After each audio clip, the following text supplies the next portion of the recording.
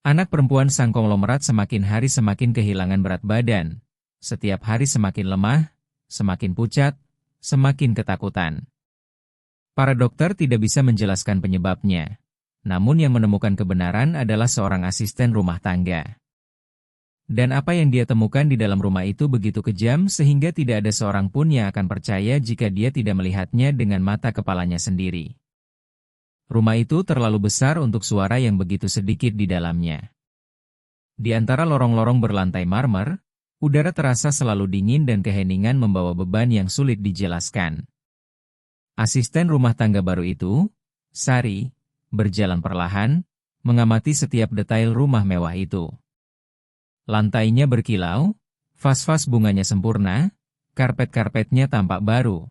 Tetapi ada sesuatu di tempat itu yang tidak cocok dengan kesempurnaan itu. Sesuatu yang suram. Dia baru mulai bekerja di sana 3 hari yang lalu dan sudah merasa bahwa rumah itu menyembunyikan lebih dari yang ditampilkan. Dari lantai atas terdengar batuk pelan. Dia menoleh dan melihat seorang anak perempuan menuruni tangga perlahan, berpegangan pada pegangan tangga. Itu adalah Bunga, putri Pak Hendra Wijaya, sang konglomerat pemilik rumah megah itu, yang sudah menjadi duda selama 3 tahun. Anak itu tampak terlalu rapuh untuk usianya yang 8 tahun. Kulit pucat, lingkaran hitam di bawah mata, dan tatapan kosong, seperti seseorang yang mencoba memahami dunia tetapi sudah kelelahan. "Selamat pagi, sayang," kata Sari dengan senyum lembut. Bunga ragu-ragu. "Selamat pagi," jawabnya pelan, suaranya hampir berbisik. Sari memperhatikan bahwa anak itu mengenakan gaun mahal, tetapi terlalu longgar di tubuhnya. Kainnya menggantung di bahu, menunjukkan betapa banyak berat badan yang telah hilang. "Mau saya bantu turun?" tanya Sari. "Tidak perlu," jawab anak itu dengan tatapan tertunduk ke lantai.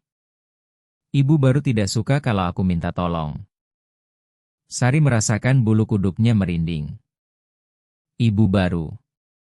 Begitulah anak itu memanggil Ratna, istri baru Pak Hendra.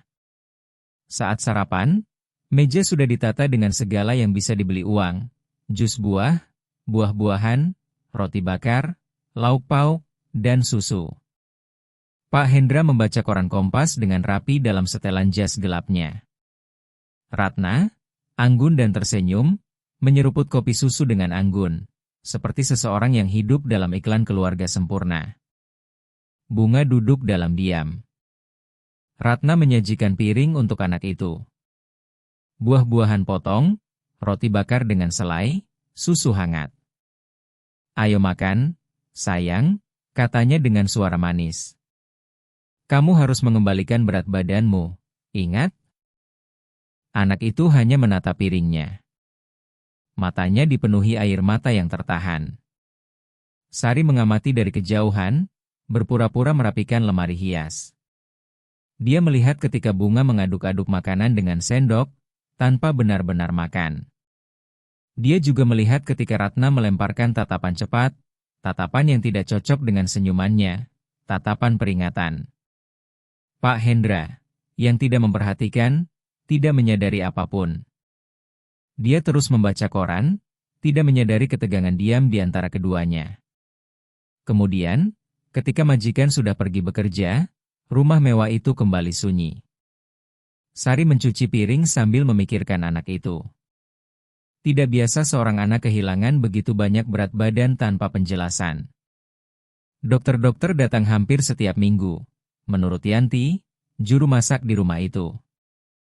Tapi semua mengatakan hal yang sama. Tidak ada yang tidak normal. Tidak ada yang tidak normal. Sari tidak percaya itu. Ada sesuatu yang salah dan dia merasakannya. Saat mengumpulkan pakaian di lantai atas, dia mendengar suara pelan dari kamar anak itu. Pintunya sedikit terbuka. Sari mengintip. Bunga sedang duduk di lantai, bersembunyi di belakang tempat tidur, makan terburu-buru sepotong roti yang dibungkus tisu. Ketika menyadari kehadiran Sari, dia terkejut. Sari berlutut, merendahkan suaranya. "Tidak apa-apa, sayang." Kamu boleh makan. Anak itu menatapnya, matanya berkaca-kaca. Tapi jangan bilang ibu baru. Kalau dia tahu, dia akan marah padaku. Sari merasakan hatinya teremas. Kenapa, Bunga? Karena dia bilang makan banyak itu jelek. Anak perempuan yang sopan tidak makan seperti orang miskin. Sari kehilangan kata-kata. Sesaat dia ingin memeluk anak itu, tetapi menahan diri. Aku mengerti, katanya dengan tenang. Kalau begitu makan saja dengan tenang, ya? Aku tidak akan bilang siapa-siapa. Anak itu mengangguk dan terus makan perlahan, seperti seseorang yang takut bahkan untuk mengunyah. Malam itu, saat membersihkan lorong, Sari mendengar Ratna sedang menelepon di ruang kerja. Suaranya pelan, tetapi nadanya berbeda, tanpa kelembutan sama sekali. Sudah kubilang, dia akan terbiasa, kata Ratna. Anak manja ini perlu belajar disiplin. Hendra itu buta, percaya semua yang dia katakan. Sari mendekat, jantungnya berdebar kencang. Kalau terus begini, semuanya bisa berantakan, lanjut Ratna. Aku tidak mau membesarkan anak perempuan gendut dan cengeng di rumahku.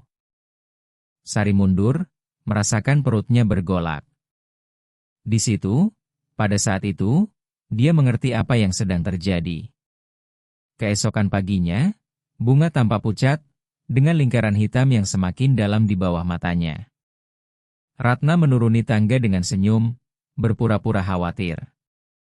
Sayang, kamu harus makan, katanya, meletakkan piring di depan anak itu. Bunga hanya menundukkan kepalanya. Sari mengamati dari dapur, kemarahan tumbuh di dalam dirinya. Dia melihat ketika Ratna membungkuk diam-diam dan berbisik di telinga anak itu, kalau kamu tidak makan dengan benar, kamu akan masuk kamar gelap lagi. Bunga meringkuk, air mata jatuh dalam diam. Sari melangkah maju, tetapi berhenti. Jika dia berbicara, dia akan dipecat saat itu juga. Jika dia diam, anak itu akan terus menderita. Dilema itu membakar di dalam dirinya. Pak Hendra, sekali lagi tidak menyadari apapun. Dia melirik jam dan berkata terburu-buru, aku harus pergi, pulang larut. Ketika dia pergi, Ratna mengambil piring anak itu dan membuang semuanya ke tempat sampah. Sari mengamati dari pintu. Dia sakit, Bu Ratna, katanya dengan suara tegas. Dia perlu makan. Dan siapa kamu untuk memberitahu saya bagaimana membesarkan anak saya? Jawabnya kering dengan senyum beracun. Sari menarik napas dalam. Dia tahu dia sedang menginjak wilayah berbahaya, tetapi jauh di dalam hatinya sebuah keyakinan mulai terbentuk. Bunga tidak sakit. Dia sedang dihancurkan dalam diam. Dan Sari berjanji pada dirinya sendiri bahwa dia akan mengungkap semuanya, meskipun itu akan menghabiskan pekerjaannya, atau sesuatu yang lebih buruk. Keheningan pagi di rumah mewah itu terasa semakin berat. Sari sedang menyapu lorong ketika mendengar suara langkah kecil di lantai atas. Dia mengangkat pandangannya dan melihat Bunga berdiri di tangga, memeluk boneka beruang tanpa satu mata. Anak itu tidak berkata apa-apa, hanya mengamati. Helai-helai rambutnya yang tipis jatuh di wajahnya dan matanya yang besar, dalam, dan sedih, seolah meminta tolong tanpa mengeluarkan suara. Selamat pagi, sayang, kata Sari, berusaha terlihat ceria. Bunga memaksakan senyum kecil, tetapi hanya sebentar. Ibu baru bilang aku tidak boleh banyak bicara. Sari menghentikan pekerjaannya. Kenapa dia bilang begitu? Sayang, dia bilang anak yang banyak bicara ujung-ujungnya ngomong yang tidak-tidak. Jawaban itu datang begitu alami, seolah itu sesuatu yang sudah dihafal anak itu. Sari merasakan dadanya sesak. Kamu suka sama dia? Tanyanya dengan hati-hati. Bunga mengalihkan pandangan. Ayah suka, jadi aku coba suka juga. Kepolosan kalimat itu lebih menyakitkan daripada pengakuan apapun. Sore itu, Ratna mengadakan pertemuan kecil dengan teman-temannya. Rumah itu sempurna dan dia memastikan semuanya berkilau, termasuk penampilannya. Sari melayani para tamu dengan sopan, tertawa dengan sopan ketika Ratna memujinya di depan umum, dan diam ketika tawa terdengar palsu. Tetapi matanya yang jeli selalu mencari bunga. Anak itu duduk di sudut dalam diam, dengan buku terbuka di pangkuannya. Ratna memanggilnya sesekali, hanya untuk memamerkannya. Lihat, teman-teman. Anak tiri saya ini gadis yang sopan, jarang bicara, benar-benar seorang putri. Para wanita tertawa kagum. Bunga hanya menundukkan kepalanya, tetapi ketika semua orang teralihkan, Sari melihat gerakan kecil itu. Anak itu diam-diam meletakkan tangannya ke perut dan menekannya, mencoba menyamarkan rasa sakit. Beberapa jam kemudian, ketika sudah tinggal berdua, Sari membawa semangkuk sop ayam ke kamar anak itu. Saya bawakan sedikit untukmu, ya? Masih hangat. Bunga melihat sekeliling seperti orang yang takut tertangkap. Kalau dia tahu, dia akan menghukumku. Tidak ada yang akan tahu, bisik Sari, duduk di sampingnya. Janji. Anak itu ragu, tetapi menerima mangkuk itu. Dia menyuap 3 sendok dan berhenti. Aku tidak boleh makan banyak. Kenapa? Tanya Sari dengan lembut. Bunga menatap lantai. Karena ibu baru bilang kalau aku gemuk, ayah akan berhenti menganggapku cantik. Sama seperti yang terjadi padanya. Sari terdiam. Di dalam, dia merasakan sebuah simpul terbentuk di tenggorokan. Anak itu berbicara dengan begitu alami, seperti seseorang yang mengulangi apa yang sudah sering didengar. Dan ayah, apa katanya? Dia tidak tahu. Ibu baru bilang ini rahasia kita berdua. Sari menghela napas. Pada saat itu, sesuatu berubah di dalam dirinya. Bukan lagi sekadar belas kasihan, itu adalah kemarahan. Pada hari-hari berikutnya, Sari mulai mengamati setiap detail dengan penuh perhatian. Dia menyadari bahwa Ratna mengendalikan semua yang dimakan anak itu. Saat makan siang, dia memberikan porsi yang sangat kecil. Saat makan malam, dia bilang sop ayam terlalu berat untuk anak yang lemah. Dan ketika Pak Hendra memuji istrinya karena merawat putrinya dengan baik, senyum Ratna adalah kemenangan murni. Sari merasa semakin tercekik dengan apa yang dilihatnya. Dia tahu jika berbicara tanpa bukti, dia akan dipecat. Tapi yang terburuk adalah melihat Bunga semakin lemah di depan matanya tanpa bisa berbuat apa-apa. Pada suatu Rabu pagi, Sari mendengar suara dari kamar anak itu. Dia mengetuk pintu pelan. Boleh masuk? Tidak ada jawaban. Dia mendorong pintu dengan hati-hati. Bunga berdiri di depan cermin dengan pita ukur melilit di pinggangnya. Apa yang sedang kamu lakukan, sayang? Anak itu menjawab dengan serius. Aku lihat apakah aku sudah kurus. Sari mendekat dengan ngeri. Siapa yang mengajarimu itu? Ibu baru. Dia bilang kalau aku tidak kurus, aku tidak bisa pakai gaun-gaun yang dia beli. Mata Sari berkaca-kaca, dia berlutut di depan anak itu, memegang tangan-tangan mungilnya. Kamu cantik apa adanya, dengar? Tidak perlu berubah apapun. Bunga tersenyum malu, seperti seseorang yang ingin percaya tetapi tidak tahu apakah boleh. Lalu, dengan nada hampir tidak terdengar, dia bertanya, boleh aku ceritakan rahasia? Sari mengangguk. Boleh. Anak itu melihat sekeliling dan berbisik, kemarin dia mengunciku di kamar gelap. Dia bilang supaya aku memikirkan semua yang sudah kumakan. Suaranya terputus. Sari merasakan darahnya membeku. Dia melakukan apa? Aku di sana lama sekali. Aku takut. Air mata mulai mengalir. Tapi dia bilang dia baru akan membuka kalau aku janji untuk patuh. Sari menarik napas dalam agar tidak ikut menangis. Dia memeluk anak itu, mencoba menahan kemarahannya sendiri. Tidak ada yang akan menguncimu lagi, ya? Aku janji. Malam itu, ketika Pak Hendra pulang, Ratna tersenyum seperti biasa. Bunga makan dengan baik hari ini, katanya dengan suara manis. Sepertinya dia membaik. Sari mengamati dari dapur, berusaha mengendalikan diri.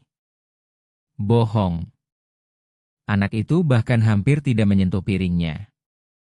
Sementara Ratna dan Pak Hendra makan malam, Sari melihat Bunga melewati lorong, tanpa alas kaki, dengan kepala tertunduk. Dia mengikuti anak itu diam-diam. Di kamar, Bunga mengeluarkan sesuatu dari bawah bantal. Itu adalah sebuah kotak kecil berisi pil. Apa ini, sayang? Tanya Sari, terkejut. Anak itu kaget dan mencoba menyembunyikannya. Ini supaya aku tidak merasa lapar. Ibu baru memberikannya kalau ayah tidak melihat. Sari menjadi pucat, berlutut di depannya. Kamu sudah minum ini setiap hari? Bunga mengangguk. Dia bilang supaya aku ringan seperti burung. Sari merasakan tangannya gemetar. Sekarang dia yakin. Ratna sedang meracuni anak itu sedikit demi sedikit. Malam itu, Sari tidak bisa tidur. Dia berbaring, tetapi kata-kata anak itu bergema di kepalanya, supaya aku ringan. Dia tahu dia harus bertindak, tetapi tidak bisa melakukan apapun tanpa bukti. Jika dia menghadapi Ratna sekarang, dia akan dipecat sebelum bisa membantu Bunga. Dia bangun di tengah malam dan pergi ke lorong. Kamar anak itu gelap, tetapi celah pintu membiarkan suara pelan lolos, isakan yang tertahan. Sari mendekat dan mendengar suara lemah anak itu. Ya Allah, aku takut. Sari menyandarkan dahinya di pintu. Matanya berkaca-kaca, berbisik pelan. Aku di sini, Bunga, dan aku janji tidak ada yang akan menyakitimu lagi. Janji yang dibuat dalam kegelapan itu akan menjadi awal dari segalanya. Sari belum menyadarinya, tetapi pada minggu yang sama rahasia rumah mewah itu akan mulai runtuh. Pagi itu, matahari seolah enggan masuk melalui jendela. Rumah mewah itu, meskipun terang, tampak tenggelam dalam bayangan. Sari sedang mengepel lantai ruang utama ketika mendengar langkah kaki di belakangnya. Dia berbalik dan menemukan Ratna berdiri di tangga dengan segelas jus buah di tangannya dan senyum yang sudah dia pelajari untuk ditakuti. Selamat pagi, Sari. Tidur nyenyak? Suaranya manis, tetapi matanya dingin. Iya, Bu, jawabnya, mencoba terdengar biasa. Bagus. Ratna berjalan ke sofa, duduk dengan anggun. Kamu tahu, saya suka orang yang tahu tempat, dan sejauh ini kamu sudah seperti itu. Sari merasakan udara menjadi berat. Dia tahu kata-kata itu bermakna ganda. Terima kasih, Bu. Saya berusaha melakukan pekerjaan saya sebaik mungkin. Saya harap begitu terus, jawab Ratna, mengaduk jusnya perlahan. Di rumah ini, saya tidak suka orang yang terlalu ingin tahu. Tatapan keduanya bertemu sejenak dan pada saat itu Sari mengerti. Ratna tahu bahwa dia sudah melihat terlalu banyak. Beberapa jam kemudian, Sari pergi ke kamar Bunga, menemukan anak itu berbaring dengan boneka beruang di pangkuannya dan tatapan kosong. Hai, sayang, merasa lebih baik hari ini? Bunga hanya menggelengkan kepalanya. Ibu baru bilang aku gemuk. Sari menahan amarahnya. Mau aku ceritakan rahasia? Tanyanya, mencoba memunculkan senyum. Mau? Sari duduk di samping tempat tidur. Waktu aku kecil, orang-orang juga bilang aku jelek. Tapi tahu apa kata ibuku? Kecantikan sejati tidak tinggal di cermin, tapi tinggal di sini. Dia menyentuh dada anak itu. di dalam diri kita. Bunga tersenyum malu, tetapi momen itu terganggu. Pintu terbuka perlahan dan Ratna muncul di ambang pintu dengan senyum palsu yang sama. Adegan yang manis sekali, katanya sambil masuk. Sari, sayang, bisa tinggalkan saya berdua dengan bunga? Suaranya manis, tetapi tatapannya mengatakan hal lain. Sari ragu. Saya hanya sedang mengganti spray, Bu. Biar saya yang selesaikan, jawab Ratna, tanpa melepaskan tatapannya. Sari mundur, tetapi sebelum keluar dia melihat gerakan kecil itu. Ratna meremas bahu anak itu dengan kuat, menyamarkan gerakan di balik senyumnya. Dan senyum bunga mati di situ. Di luar, Sari bersandar di dinding, mencoba menahan kemarahan. Dia mendengar suara teredam Ratna. Kamu tahu apa yang terjadi kalau kamu menceritakan hal yang tidak seharusnya? Kamu tahu kan, Bunga? Keheningan berat mengikuti. Lalu langkah pelan dan pintu tertutup. Sari menarik napas dalam. Dia harus melakukan sesuatu, tetapi masih belum punya bukti. Setiap kata, setiap tuduhan tanpa bukti bisa menghabiskan pekerjaannya dan meninggalkan anak itu sendirian sepenuhnya. Dia memutuskan bahwa mulai saat itu dia akan mengamati segalanya. Tidak ada lagi yang akan terlewatkan. Keesokan paginya, Pak Hendra pergi pagi-pagi untuk perjalanan bisnis. Hanya tinggal mereka bertiga di rumah. Sari sedang membantu di ruang cuci ketika mendengar suara piring pecah. Dia berlari ke dapur. Ratna berdiri dengan marah dan Bunga gemetar dengan mata berkaca-kaca. Aku hanya menjatuhkan piringnya, kata anak itu hampir tanpa suara. Dasar ceroboh, teriak Ratna maju. Kamu tidak bisa melakukan apapun dengan benar. Sari bertindak cepat, menempatkan dirinya di antara keduanya. Tenang, Bu, itu hanya kecelakaan. Ratna menolehkan wajahnya perlahan dengan senyum beracun yang sama. Dan siapa yang minta pendapatmu? Keheningan yang mengikuti sangat mencekik. Bunga terisak pelan. Biar saya yang bersihkan, kata Sari tegas. Anak itu tidak salah. Ratna menarik napas dalam, berpura-pura menenangkan diri. Tentu, jangan buat drama dari hal kecil. Dia berbalik ke Bunga dan dengan suara tenang melanjutkan, tapi nanti malam kita bicara, ya, sayang? Sari merasakan perutnya membeku. Dia tahu apa artinya itu. Ketika malam tiba, rumah mewah itu tenggelam dalam keheningan. Sari berpura-pura tidur, tetapi tetap waspada. Tak lama setelah tengah malam, dia mendengar derit dari lorong. Kalau kamu tunjukkan ke dokter, dia bisa memastikan.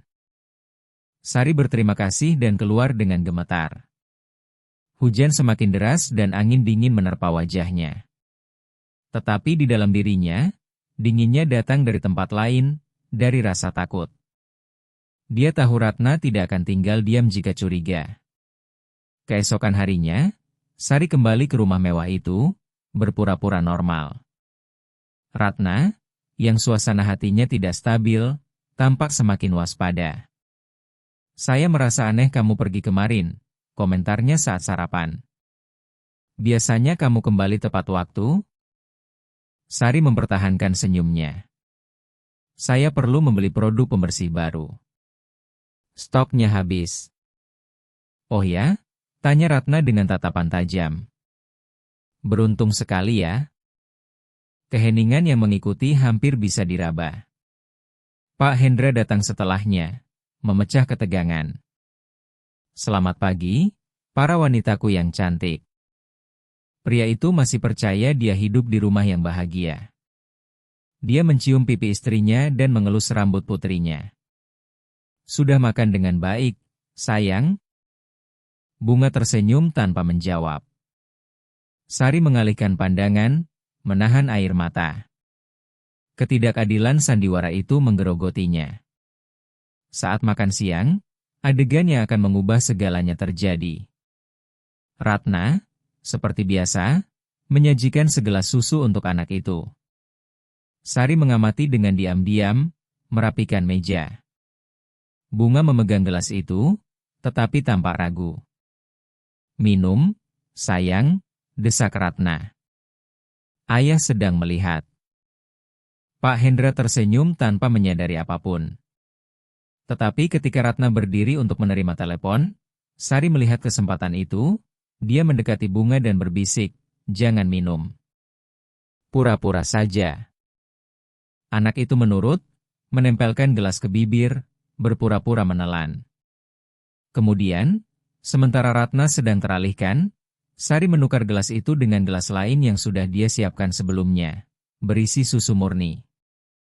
Ketika Ratna kembali, anak itu menyeka bibirnya dan tersenyum. "Sudah, aku minum semua." Ibu tiri itu tersenyum puas. "Lihat kan, sayang, dia sudah belajar." Pak Hendra berdiri dan mencium kening putrinya dengan lega. Tetapi Sari menatap gelas yang telah dia tukar dan merasakan simpul di tenggorokan. Dalam campuran itu ada lebih dari sekadar obat, ada kekejaman.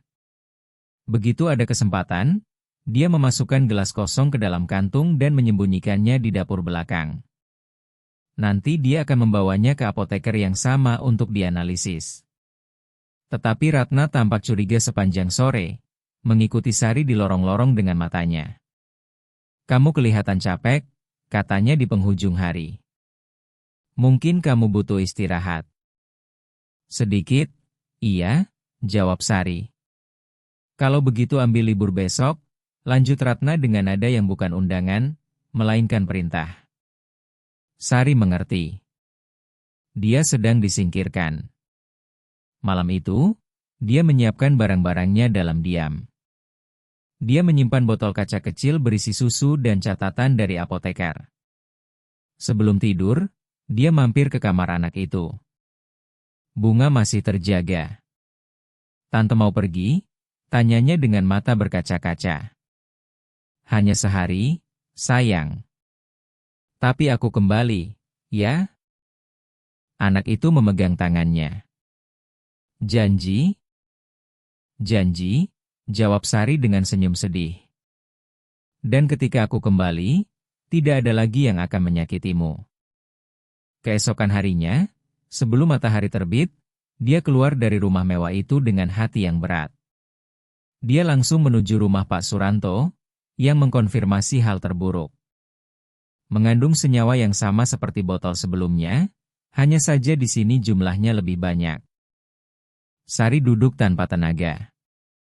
Jadi dia meningkatkan dosisnya. "Kamu harus bertindak, Nak," kata orang tua itu dengan tegas. "Ini percobaan peracunan." Sari memandang botol kecil di tangannya. Dia tahu dia punya bukti. Dia juga tahu jika kembali ke rumah itu dia akan berisiko. Tetapi ada seorang anak di dalam sana sendirian. Dan betapapun takutnya dia, ada sesuatu di dalam dirinya yang lebih besar. Keyakinan bahwa dia harus berjuang. Malam itu, dia akan kembali ke rumah mewah itu. Dan tidak ada apapun, bukan rasa takut, bukan kekuasaan, bukan uang, yang akan menghalangi kebenaran untuk terungkap. Angin malam bertiup dingin ketika Sari turun dari Transjakarta. Rumah mewah itu berdiri megah di kejauhan, diterangi lampu-lampu hangat yang seolah menipu, seakan menyembunyikan di balik sinarnya sebuah neraka yang sunyi. Dia menekan tasnya ke dada. Di dalamnya dia membawa bukti-bukti, botol, gelas, dan analisis dari apoteker. Setiap langkah menuju rumah itu adalah satu langkah melawan rasa takut. Di dalam, semuanya seperti biasa. Lantai yang sempurna, parfum mahal, suara piano yang samar, tetapi suasananya seperti sesuatu yang siap meledak. Sari disambut oleh Ratna, yang menuruni tangga perlahan, berpakaian serba putih, jenis kesucian yang hanya ada pada mereka yang ingin menyamarkan rasa bersalah. "Wah, pahlawan kita kembali lebih awal," katanya dengan senyum beracun. "Saya perlu melihat anak itu," jawab Sari tegas. Dia baik-baik saja. Baik sekali, bohong Ratna. Sedang tidur. Dan kamu seharusnya jauh dari sini. Saya tidak bisa. Sari menarik napas dalam. Saya punya sesuatu untuk ditunjukkan kepada suami ibu. Senyum Ratna menghilang. Kamu sudah gila, perempuan? Tidak. Tapi ada orang di sini yang iya. Sebelum Ratna bisa menjawab, Pak Hendra muncul di puncak tangga dengan ekspresi terkejut. Sari, ada apa ini? Sari berbalik menghadapnya, tangannya gemetar.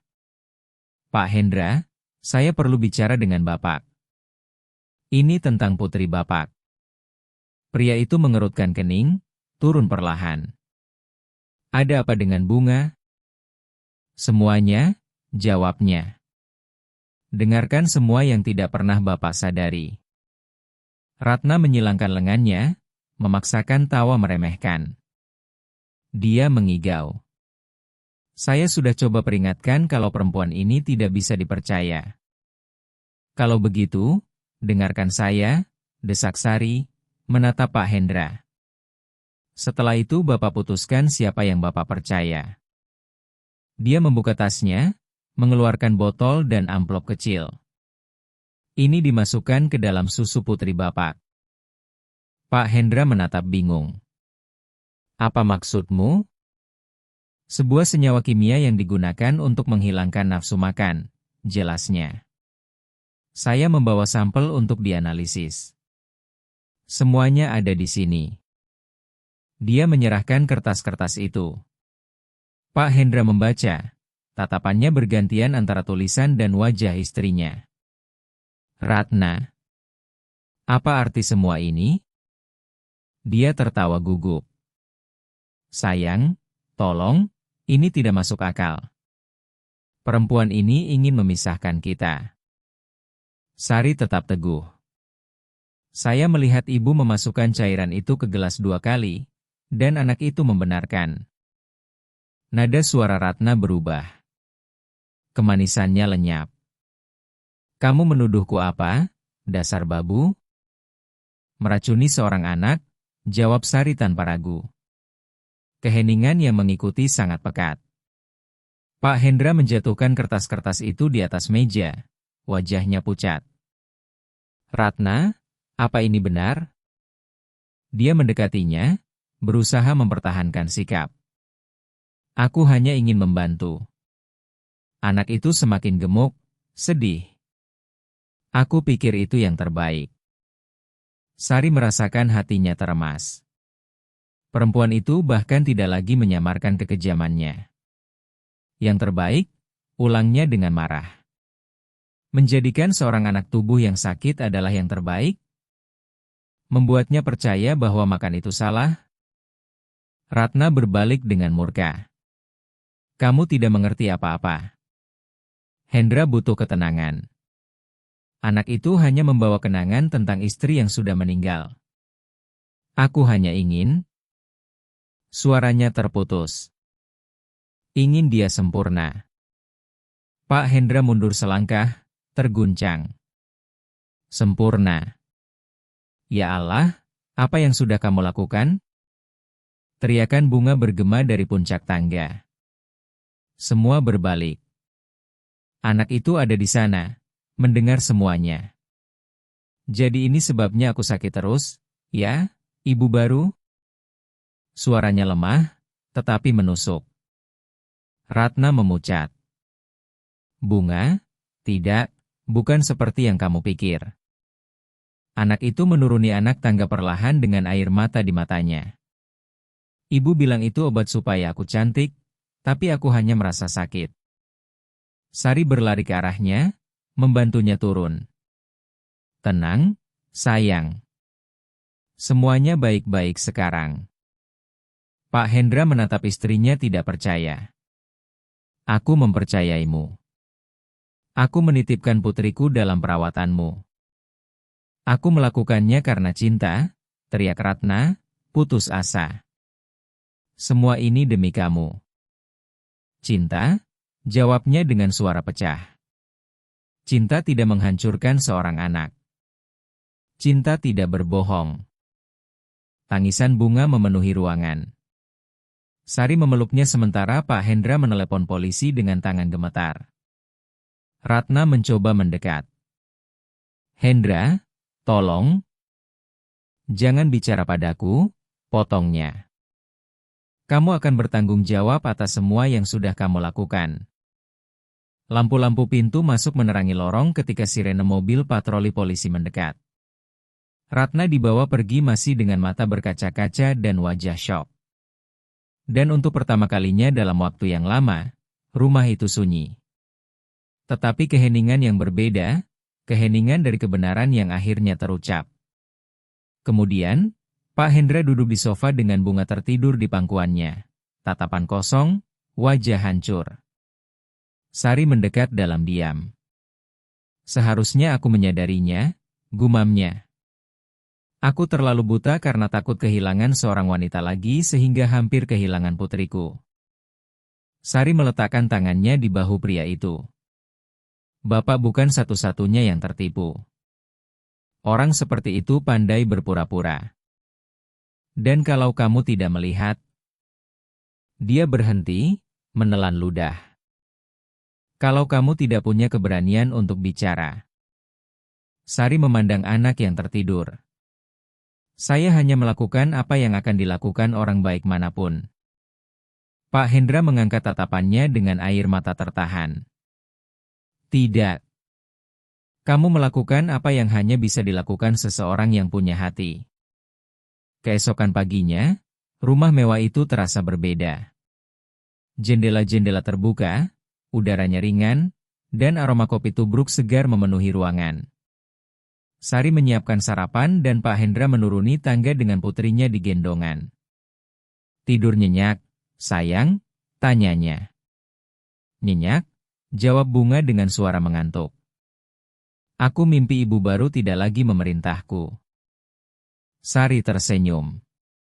Kalau begitu itu mimpi yang indah. Pak Hendra menatapnya. Dan nyata. Keheningan yang mengikuti bukan keheningan kesedihan, tetapi rasa syukur. Anak itu tersenyum untuk pertama kalinya dalam waktu yang lama dan rumah yang dulunya dipenuhi bayangan, akhirnya seolah bisa bernapas kembali. Hari-hari berikutnya adalah hari keheningan dan awal yang baru. Polisi membawa Ratna dan berita itu menyebar perlahan melewati pagar-pagar tinggi tetangga. Tetapi di dalam rumah mewah itu, skandal bukan yang menyakitkan. Yang menyakitkan adalah kekosongan, gema kebohongan yang telah memakan cinta seorang anak. Bunga tidur di kamar ibu kandungnya untuk pertama kalinya sejak ibunya pergi. Kamar yang sebelumnya terkunci, sekarang terbuka. Tirai membiarkan sinar matahari masuk dan aroma lembut bunga melati kembali memenuhi udara. Pak Hendra masuk perlahan, mengamati putrinya, dia tidur dengan tenang, memeluk boneka beruang tua dengan senyum tipis. Sesaat, dia berlutut di samping tempat tidur, membelai rambut anak itu dengan jari-jarinya. Maafkan ayah, sayang, bisiknya dengan suara parau. Ayah seharusnya melindungimu. Sari berdiri di ambang pintu, mendengar kata-kata itu dan merasakan dadanya sesak. Pria yang selalu tampak begitu jauh dan kuat itu, kini menangis seperti seorang ayah yang akhirnya melihat apa yang benar-benar penting. Selama minggu-minggu berikutnya, rumah itu mulai berubah. Para dokter mengunjungi Bunga secara rutin dan dia membaik setiap hari. Berat badannya kembali sedikit demi sedikit dan lingkaran hitam di bawah matanya menghilang. Tetapi yang paling menarik perhatian bukan penampilannya, melainkan cahaya di matanya. Anak itu kembali tertawa, kembali bermain, dan ketika duduk di meja makan dia tidak lagi gemetar di depan piringnya. Sari selalu makan siang bersamanya. Dia mengubah setiap waktu makan menjadi momen kebahagiaan. Lihat, Bunga, makanan itu pelukan, memberi makan tubuh dan jiwa. Anak itu tersenyum, mengulangi kalimat itu seolah-olah itu adalah mantra. Pak Hendra mengamati dari kejauhan, dalam diam, berusaha memahami bagaimana perempuan sederhana itu berhasil melakukan apa yang dia, dengan semua uang di dunia, tidak mampu lakukan, mengembalikan kehidupan kepada putrinya. Suatu sore, matahari masuk melalui jendela-jendela besar ruang tamu ketika Pak Hendra memanggil Sari. "Saya perlu bicara denganmu," katanya dengan nada tenang. Dia mendekat, mengeringkan tangannya di celemek. "Tentu, Pak Hendra." "Jangan panggil saya Pak lagi," jawabnya sambil tersenyum tipis. "Setelah apa yang kamu lakukan untuk saya rasa kamu sudah bisa memanggil saya Hendra saja." Sari tersipu, terkejut. "Saya hanya melakukan apa yang seharusnya." "Tidak," potongnya. "Kamu menyelamatkan putriku, dan entah bagaimana, kamu juga menyelamatkan saya." Dia berjalan ke piano di sudut ruangan dan mengusap tuts-tuts yang tertutup debu. "Piano ini milik istri saya. Setelah dia meninggal, saya tidak pernah membiarkan siapapun memainkannya, tapi saya rasa sudah waktunya musik kembali ke rumah ini." Sari tersenyum dengan mata berkaca-kaca. Dan musik itu sudah kembali. Pak Hendra berkata sambil memandang ke lantai atas. "Kembali dalam tawa putrimu." Keheningan di antara mereka ringan, indah, jenis keheningan yang berbicara. Pada hari-hari berikutnya, Pak Hendra mulai berpartisipasi dalam segala hal. Dia sarapan bersama putrinya, membantu pelajaran sekolah, tertawa mendengar cerita-cerita yang Sari sampaikan. Rumah mewah itu berhenti menjadi rumah yang dingin, berubah menjadi sebuah rumah yang hangat. Bunga berlari di lorong-lorong, bermain di taman, dan setiap malam meminta Sari menceritakan kisah sebelum tidur. Suatu malam, sebelum tertidur, anak itu memegang tangan Sari dan berkata, "Tante Sari, kalau aku besar nanti, aku ingin jadi seperti Tante." Sari tersenyum terharu. "Seperti aku?" "Iya, aku juga mau menjaga orang-orang." Kalimat itu terus bergema di dalam dirinya lama setelah anak itu tertidur. Itu adalah jenis cinta yang tidak bisa dijelaskan, hanya bisa dirasakan. Beberapa bulan kemudian, rutinitas tampak tenang, tetapi ada satu hal yang masih perlu terjadi. Pak Hendra meminta Sari untuk menemaninya bersama Bunga pada suatu sore yang istimewa. "Saya ingin menunjukkan sesuatu," katanya, membimbing keduanya ke taman belakang. Tempat itu indah, penuh bunga dan sebuah pohon besar di tengahnya. Di sana, Pak Hendra telah memesan sebuah bangku batu kecil untuk dibangun. Di tengahnya, sebuah prasasti emas bertuliskan, "Untuk mereka yang berani melihat yang tak terlihat." Sari membacanya dalam diam, matanya berkaca-kaca. "Ini untukmu," kata Pak Hendra, "untuk semua yang sudah kamu lakukan dan karena kamu melihat apa yang tidak ada orang lain mau lihat." Dia tersenyum terharu. "Saya hanya tidak bisa menutup mata." Pak Hendra mengangguk. "Dan karena itulah putriku masih hidup." Bunga duduk di antara keduanya dan memegang tangan mereka. "Sekarang kita keluarga, kan?"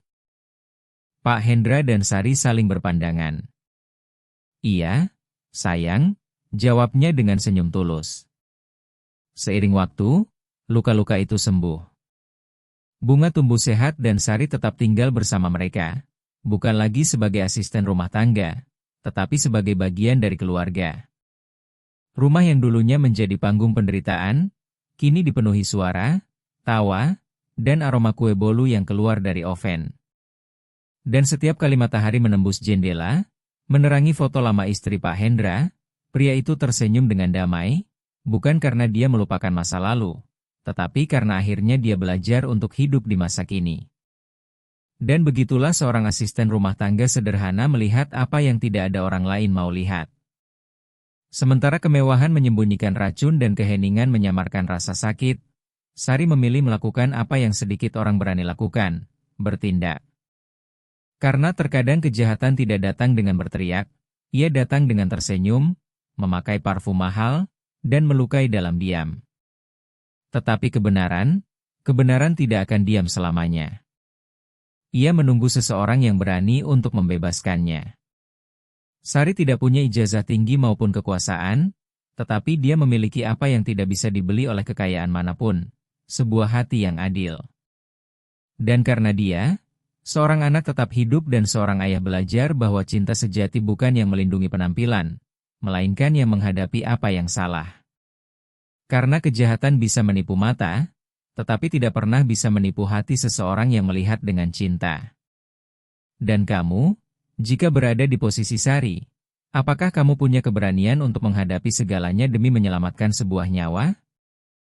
Jika kamu melihat ketidakadilan dari dekat, apakah kamu berani bicara atau berpura-pura tidak mendengar? Ceritakan di kolom komentar. Sekalian ceritakan juga dari kota mana kamu menonton kami.